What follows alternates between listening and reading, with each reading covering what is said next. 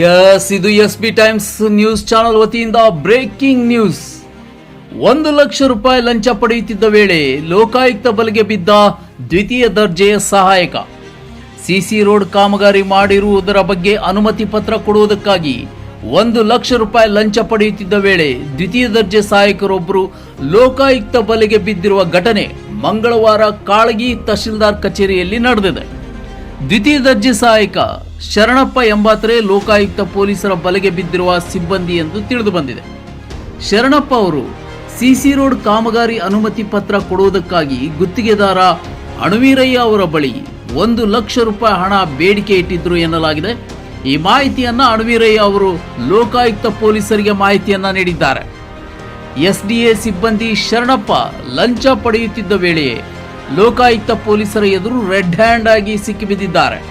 ಸಿಬ್ಬಂದಿಯನ್ನ ವಶಕ್ಕೆ ಪಡೆದ ಲೋಕಾಯುಕ್ತ ಪೊಲೀಸರು ನ್ಯಾಯಾಂಗ ಬಂಧನಕ್ಕೆ ಒಪ್ಪಿಸಲಾಗುತ್ತಿದೆ ಎಂದು ತಿಳಿಸಿದ್ದಾರೆ. ಲೋಕಾಯುಕ್ತ ಎಸ್ಪಿ ಬಿಕೆ ಉಮೇಶ್ ಮಾರ್ಗದರ್ಶನದಲ್ಲಿ DYSP Geeta Benal, police inspector Rajashekhar, ಸಿಬ್ಬಂದಿಗಳಾದ ಬಸವರಾಜ್ ಎಂಜಿ, ರಾಣುಜಿ, ಪ್ರದೀಪ್, ಪೈಮೋದಿನ್, ಸಂತೋಷಮ್ಮ, ಮಲ್ಲಿನಾಥ್, ಮಲ್ಲಿಕಾರ್ಜುನ್ ಅವರನ್ನ ಒಳಗೊಂಡ ತಂಡ ಈ ದಾಳಿಯನ್ನ ನಡೆಸಿತ್ತು.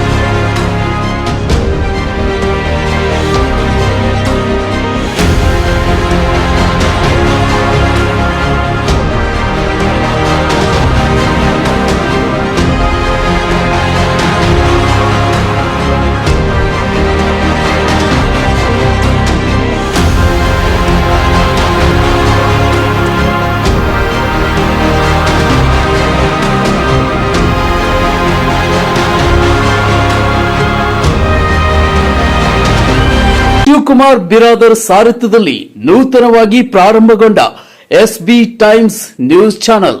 ಈ ಚಾನೆಲ್ ಅನ್ನು ತಾವುಗಳು ಹೆಚ್ಚಿನ ಸಂಖ್ಯೆಯಲ್ಲಿ ವೀಕ್ಷಿಸಿ ಮತ್ತು ಸಬ್ಸ್ಕ್ರೈಬ್ ಆಗಿ ಹಾಗೂ ಹೆಚ್ಚಿನ ಸಂಖ್ಯೆಯಲ್ಲಿ ಶೇರ್ ಮಾಡಿ.